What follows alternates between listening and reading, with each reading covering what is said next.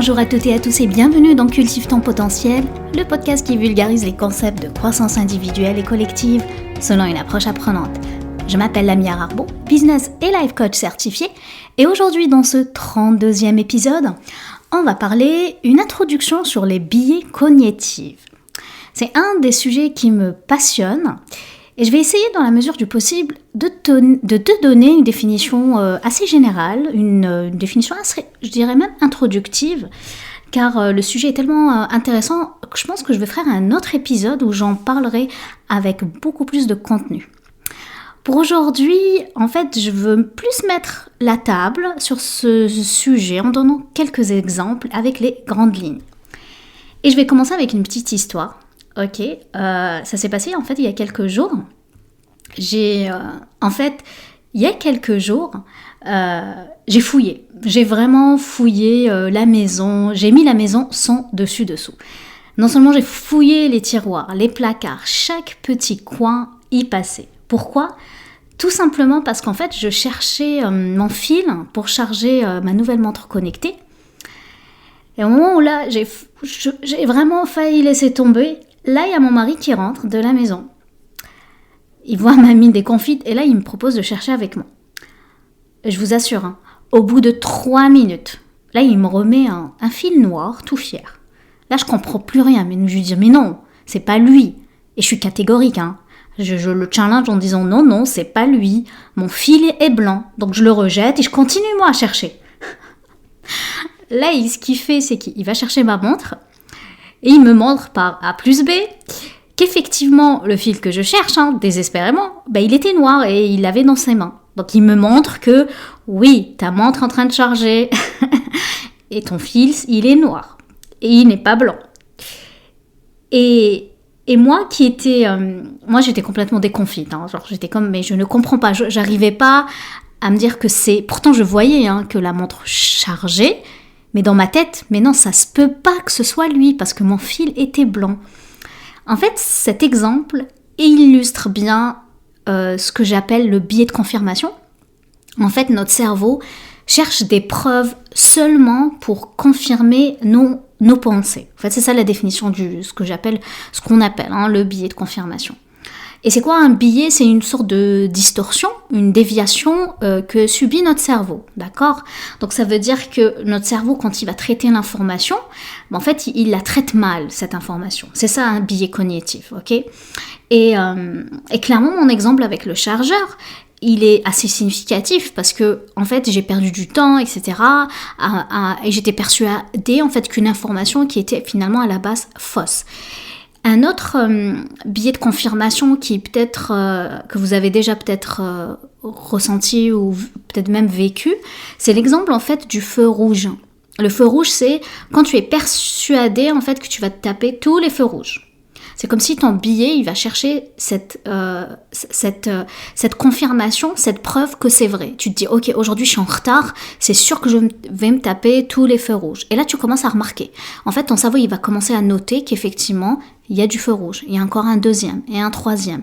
Et ça va, toutes ces cumuls en fait de preuves va confirmer que c'était une journée bad luck, t'as pas eu de chance ce jour-là, etc. Ok ? Et d'ailleurs, la façon dont on coach avec The Life School Coach, par les concepts de Brooke Castillo à travers cette méthode, en fait, ce qu'elle enseigne, c'est vraiment ce qu'on appelle le coaching cognitif et comportemental. Ça veut dire, ça se situe au niveau de la cognition, donc du lien entre les pensées et les émotions et les actions. Et tout ce que je vous présente ou je te présente dans ce podcast, Cultive ton potentiel depuis le début, c'est en fait prendre de la distance par rapport à l'ensemble de nos pensées. Ce que j'appelle moi les pensées automatiques. Les pensées en fait qui sont nourries, construites par ces biais et finalement se donner l'autorisation de les changer. Donc finalement prendre du recul, changer de perspective et en fait considérer le monde autrement, accepter que le fil peut être noir dans mon cas. Et voilà, donc c'est ce qui est intéressant. Un autre biais quand même que j'ai envie d'en parler parce que c'est j'ai eu beaucoup du mal avec lui, c'est pas mon biais préféré mais c'est le plus, ravageur, voilà, c'est ça. c'est ce que j'appelle en fait le biais de négativité. Ok. En fait, le biais de négativité, c'est quoi? C'est la tendance à être affecté par toutes les informations, ce que j'appelle les circonstances, qu'on juge négatives, plus que celles positives. Ok, je vais te donner un exemple. Il y a quelques années, j'avais un directeur, un manager qui nous faisait ce qu'on appelle des rétroactions, des attentes signifiées, et avec lui, il était peut-être maladroit dans son approche, mais en plus il m'aimait bien. Mais exemple, ça durait 1 heure, notre rencontre individuelle, et puis il faisait les rétros. Il aurait pris 45 minutes ou 50 minutes de la rencontre pour me donner que du feedback que j'appelle positif. Donc il me félicitait, j'étais un allié dans son équipe, il m'appelait ma championne, etc. Donc j'avais que des un bon rapport avec lui, un bon rapport avec les clients, etc. Mais à la fin, s'il avait pris 10 minutes à me reprocher, exemple, d'avoir mal géré un dossier ou faire des retours même pas constructifs, parce que je l'aurais peut-être pris autrement, mais il aurait apporté des propos que moi j'avais jugés négatifs, et là c'est la catastrophe. C'est la catastrophe. Toute la soirée, elle est foutue, je ruminais, j'y pensais pendant des jours et des jours, c'était la fin du monde, sérieux. Et là, c'est sûr que j'ai beaucoup appris de ces dernières années, et franchement, j'ai beaucoup de compassion pour l'ancienne Lamia.